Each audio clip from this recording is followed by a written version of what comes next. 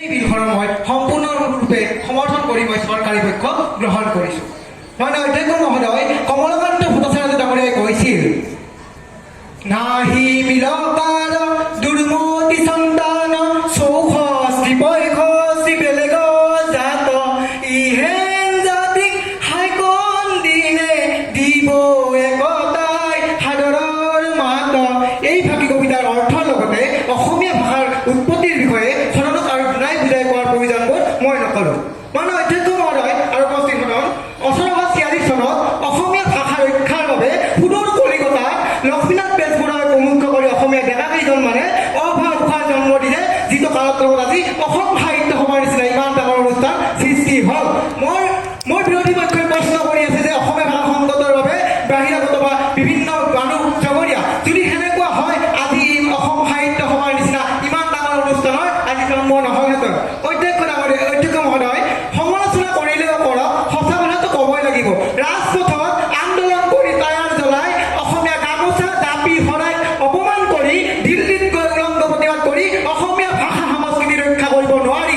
যদি সঁচা অৰ্থত অসমীয়া ভাষা সংস্কৃতি ৰক্ষা কৰিবৰ মন আছে, আমাৰ অসমৰ যিবিলাক জাতি জনজাতি উপজাতি আছে তেওঁলোকক এক কৰাৰ মানসিকতা, তেওঁলোকক আপোন কৰাৰ মানসিকতা গঢ় দিয়ক, তেতিয়াহে সঁচা অৰ্থত অসমীয়া ভাষা অসমীয়া সংস্কৃতি ৰক্ষা কৰিব।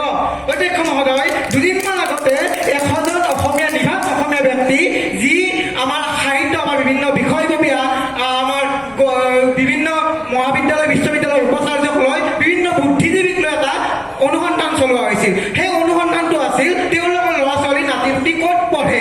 সেই অনুসন্ধানৰ পৰা পোৱা গৈছে যে প্ৰায় 90 পৰা 95% ব্যক্তিৰ নিজৰ ল'ৰা ছোৱালীক ইংৰাজী মাধ্যমত পঢ়াইছে আৰু তেওঁলোকৰ ল'ৰা ছোৱালীয়ে অসমীয়া ভাষা ক'ব লিখিব নাজানে। অধ্যক্ষ মহোদয় একফালে তেওঁলোকে ইমান ডাঙৰ এটা আন্দোলন কৰি আছে, আনফালে তেওঁলোকৰ নিজৰ ল'ৰা ছোৱালীক বাবু চাহত বনোৱাত ব্যস্ত হৈ পৰিছে। অধ্যক্ষ মহোদয়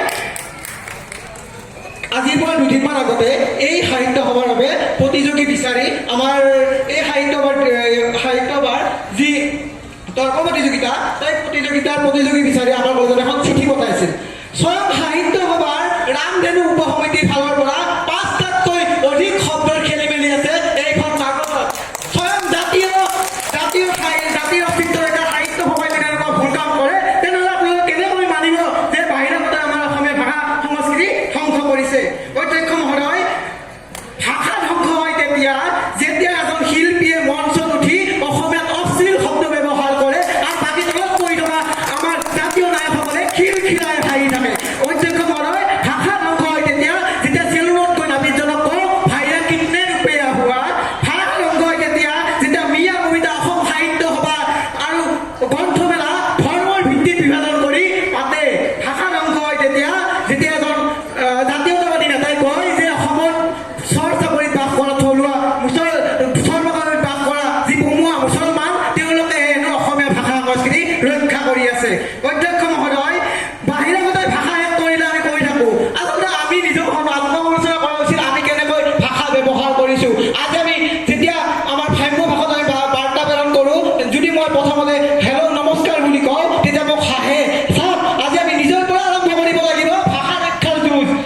এতিয়া অধ্যক্ষ মহোদয় ৰাজপথত সহ কৰি জাতিৰ অস্তিত্ব ৰক্ষা কৰিব নোৱাৰি। যদি সঁচা অৰ্থত জাতিৰ অস্তিত্ব ৰক্ষা কৰিবৰ ইচ্ছা আছে তেতিয়াহ'লে আজিৰ পৰা 30 বছৰ আগতে যেনেকৈ এটা ৰাষ্ট্ৰীয় পৰ্যায়ৰ সংগঠনে জাতীয় চেতনাৰে উদ্বৃত্ত সংগঠনে যেনেকৈ অসমীয়া ভাষা সংস্কৃতি ৰক্ষাৰ কাৰণে আন্দোলন কৰিছিল শৈক্ষিক বিপ্লৱ, তেনেকুৱা কৰি দেখুৱাওক, তেতিয়াহে সঁচা অৰ্থত কম অসমীয়া ভাষা সংস্কৃতি ৰক্ষা কৰিব পাৰি।